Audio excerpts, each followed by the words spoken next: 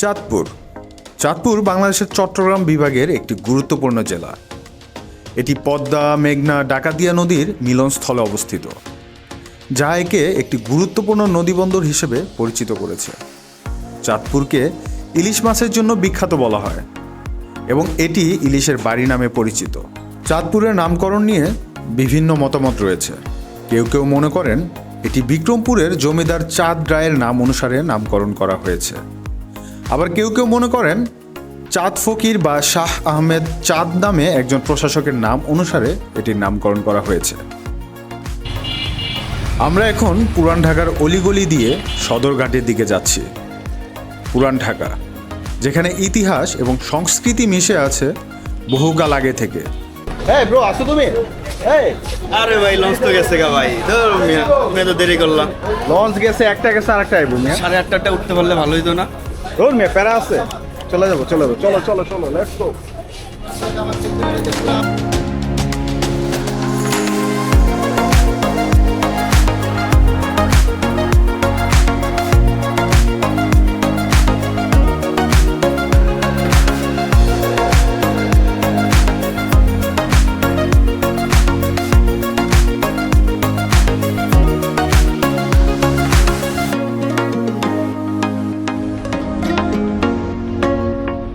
আসসালামু আলাইকুম এভরিওয়ান। আমরা আজকে যাচ্ছি চাঁদপুর শহরে, যেখানে রয়েছে ইলিশ মাছের বিখ্যাত বাজার এবং রয়েছে 3 নদীর মনোমুগ্ধকর মোহনা। চলুন তাহলে আমরা একসাথে ভিডিওটি উপভোগ করি।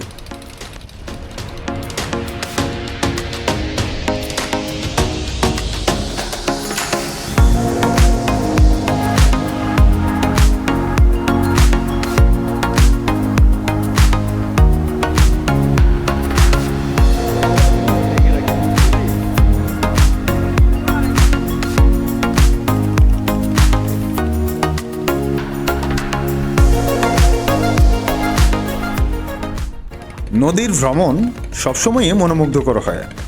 পদ্মা, মেঘনা এবং ডাকাতিয়া নদীর মোহনা যেন আমাদেরকে স্বাগত জানাচ্ছে। এই মোহনা বাংলাদেশের অন্যতম সুন্দর একটি স্থান, আর যারা প্রথমবার লঞ্চে উঠবেন তাদের জন্য এই যেন এক অন্যরকম অনুভূতি।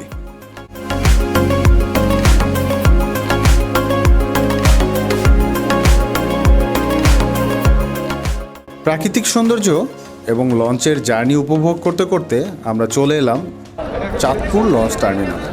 দেখছো, ইলিশের রাজধানীতে আইসা ইলিশ। কেমনে কি মামা এটি? হ্যাঁ, 5টা কেমনে কি? কত কেজি নাকি কত?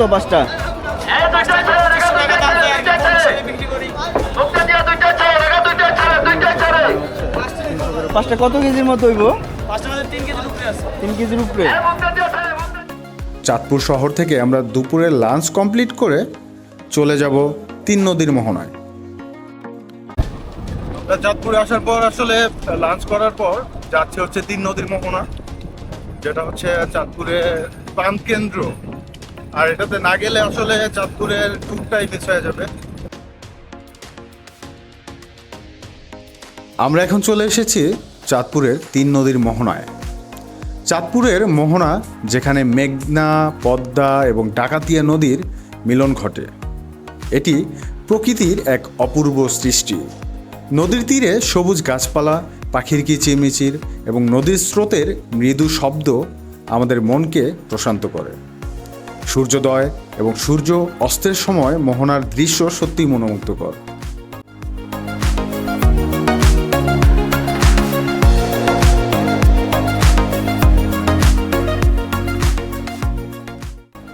চাঁদপুর থেকে দুপুরে লাঞ্চ কমপ্লিট করে এখন আপনাদেরকে আমরা ঘুরে দেখাবো চাঁদপুর ইলিশের সবচেয়ে বড় মাছের বাজার। So let's go.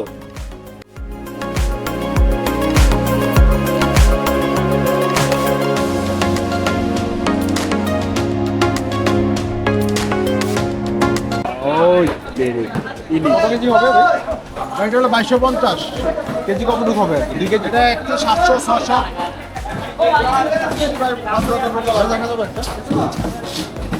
দেখবেন না? আমি দেখতেছি 2 কেজি কাছাকাছি হবে। 500 টাকা কেজি। 550। 2250। ইলিশ বাংলাদেশের জাতীয় মাছ। রূপালী ইলিশ চাঁদপুরের গর্ব। চাঁদপুরের নদীগুলোর এক অনন্য উপহার। মেঘনা নদীর স্রোতে বেড়ে ওঠা এই ইলিশ তার স্বাদ এবং সৌন্দর্যের জন্য বিখ্যাত। ইলিশের রূপালী রং এবং মসৃণ গঠন একে করে তুলে আরও আকর্ষণীয়। চাঁদপুরের ইলিশের স্বাদ অতুলনীয়, যা দেশের গণ্ডি পেরিয়ে এখন বিদেশেও রপ্তানি করা হচ্ছে। প্রতি বছর ইলিশের মৌসুমে চাঁদপুরের বাজারগুলো ভরে ওঠে এই সুস্বাদু মাছ দিয়ে। ইলিশের বিভিন্ন পদ যেমন ভর্তা, ভাজি, পোলাও এবং সর্ষে ইলিশ বাঙালির রসনাকে তৃপ্ত করে। ইলিশ শুধু একটি মাছ নয়, এটি আমাদের ঐতিহ্য এবং সংস্কৃতির অংশ। চাঁদপুরের রূপালী ইলিশের স্বাদ নিতে আসুন এবং উপভোগ করুন এর অনন্য অভিজ্ঞতা।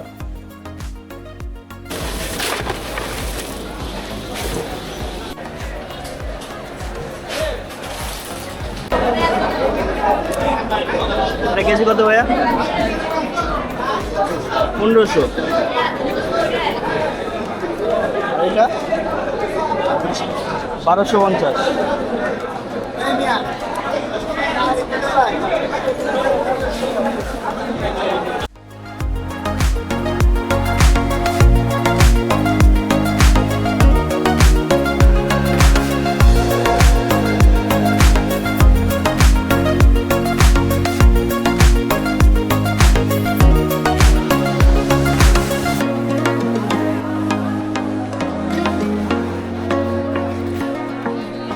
আমাদের পার্শ্ববর্তী দেশ ভারতে প্রচুর পরিমাণে ইলিশের চাহিদা থাকা সত্ত্বেও বর্তমানে বাংলাদেশ থেকে ইলিশ রপ্তানি বন্ধ আছে।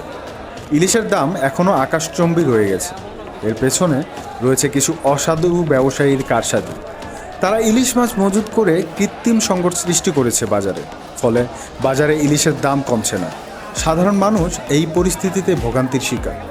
বাজারে পর্যাপ্ত ইলিশ থাকা সত্ত্বেও এই অসাধু ব্যবসায়ীরা মুনাফার লোভে দাম বাড়িয়ে দিচ্ছে।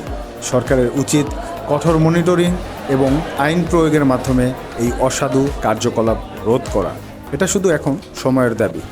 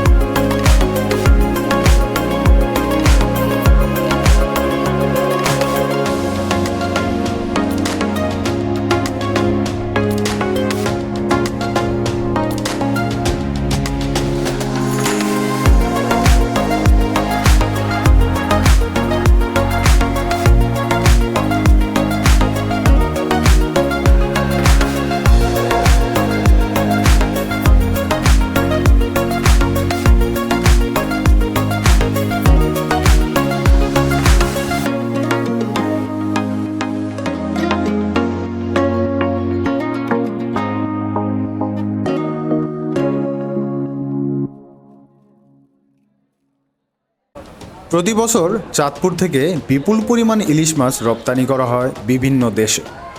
ইলিশের এই রপ্তানি দেশের বৈদেশিক মুদ্রা অর্জনে গুরুত্বপূর্ণ ভূমিকা পালন করে। চাঁদপুরের ইলিশ মাছের স্বাদ এবং মান বজায় রাখতে স্থানীয় জেলেরা বিশেষ যত্ন নিয়ে মাছ সংগ্রহ করে এবং প্রক্রিয়াজাত করে। ইলিশ মাছের রপ্তানি প্রক্রিয়া অত্যন্ত সুসংগঠিত এবং মানসম্পন্ন। মাছ সংগ্রহের পর তা দ্রুত প্রক্রিয়াজাত করে রপ্তানির জন্য প্রস্তুত করা হয়। এই প্রক্রিয়ায় মাছের স্বাদ এবং পুষ্টিগুণ অক্ষুণ্ণ থাকে।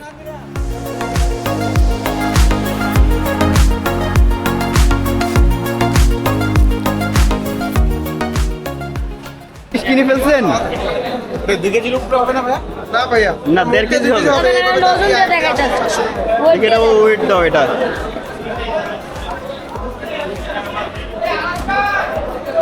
Aqui já subi para.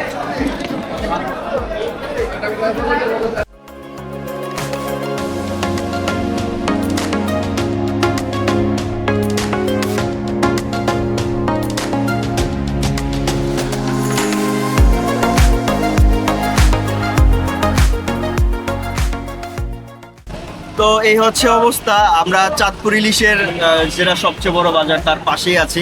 তো এখানে আমরা দেখতে পেলাম প্রচুর পরিমাণে ইলিশ, প্রচুর। তো একটা পর্যায়ে আমি ভিডিও করতে করতে হঠাৎ বলে ফেলছিলাম যে এখানের মানুষের তো মনে হয় ইলিশ মাছ খাইতে আর ভালো লাগার কথা না।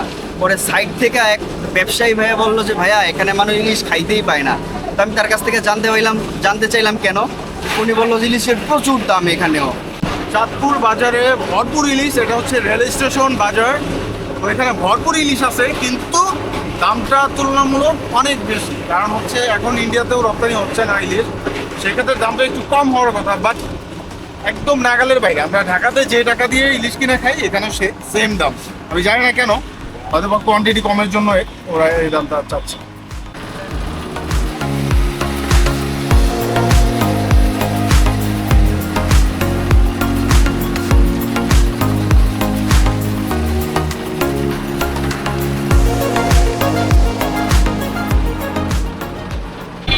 তো চাঁদপুর ইলিশ বাজারের থেকে আমরা যাচ্ছি এখন 1 মিনিট আইসক্রিম খেতে।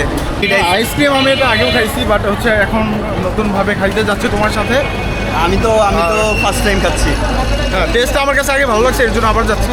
সো দেখা যাক এটা এবারও ভালো লাগে কিনা, আগে টেস্টটা ধরে রাখতে পারছে কিনা।